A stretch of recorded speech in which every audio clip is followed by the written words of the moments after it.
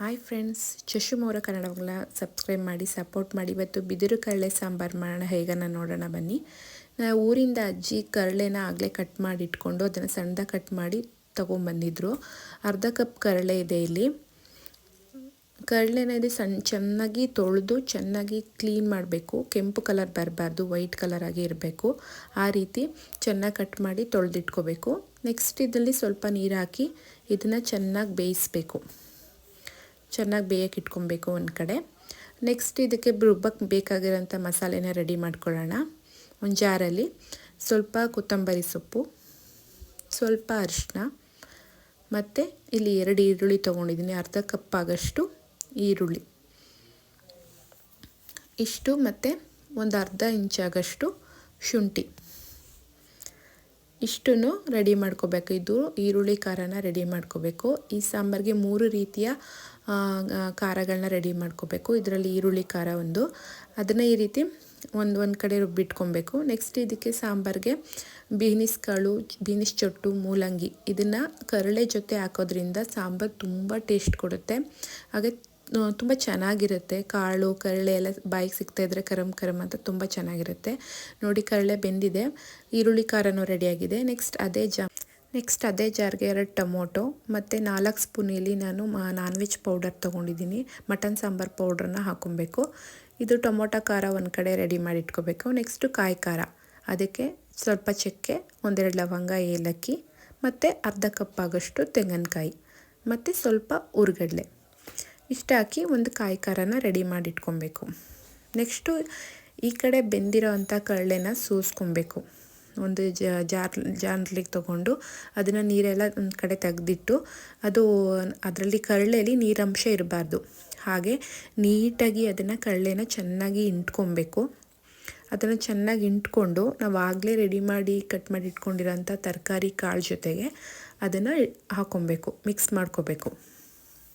ಹೀಗೆ ಸ್ವಲ್ಪನೇ ತೊಗೊಂಡು, ನೀರು ಸ್ವಲ್ಪನೂ ಇರಬಾರ್ದು, ಆ ರೀತಿ ಚೆನ್ನಾಗಿ ಹಿಂಡಿ ಅದನ್ನು ತರಕಾರಿ ಜೊತೆ ಮಿಕ್ಸ್ ಮಾಡ್ಕೊಬೇಕು. ಇದು ಸಾಂಬಾರೆಲ್ಲ ರೆಡಿ ಮಾಡ್ತಿರೋದು ನಮ್ಮ ಅಜ್ಜಿನೇ, ಎಕ್ಸ್ಪ್ಲೇನ್ ಮಾತ್ರ ನಾನು ಮಾಡ್ತಾಯಿದ್ದೀನಿ. ಸಾಂಬಾರು ಮಾತ್ರ ತುಂಬ ಟೇಸ್ಟಿಯಾಗಿರುತ್ತೆ, ತುಂಬ ಚೆನ್ನಾಗಿರುತ್ತೆ. ಒಂದು ಸಲ ಟ್ರೈ ಮಾಡಿ ಫ್ರೆಂಡ್ಸ್. ನೆಕ್ಸ್ಟ್ ಕಾಯಿ ಖಾರನೂ ಈ ಕಡೆ ರೆಡಿಯಾಗಿದೆ. ನೆಕ್ಸ್ಟು ಒಂದು ಕುಕ್ಕರ್ ಇಟ್ಕೊಂಡು ಅದಕ್ಕೆ ಎಣ್ಣೆನ ಒಗ್ಗರಣೆಗೆ ಎಷ್ಟು ಬೇಕೋ ಅಷ್ಟು ನೋಡಿಕೊಂಡು ಒಂದು 5 ಟೇಬಲ್ ಸ್ಪೂನ್ ಅಂದ್ಕೊಳ್ಳಿ, ಅಷ್ಟು ಹಾಕ್ಕೊಂಡು ಎಣ್ಣೆ ಸ್ವಲ್ಪ ಕಾದ್ಮೇಲೆ ನಾವು ತೆಗೆದಿಟ್ಕೊಂಡಿರೋಂಥ ಕರಳೆ ತರಕಾರಿನೆಲ್ಲ ಅದರೊಳಗಡೆ ಹಾಕಿ ಸ್ವಲ್ಪ ಎಣ್ಣೆಲಿ ಸ್ವಲ್ಪ ಫ್ರೈ ಮಾಡಬೇಕು.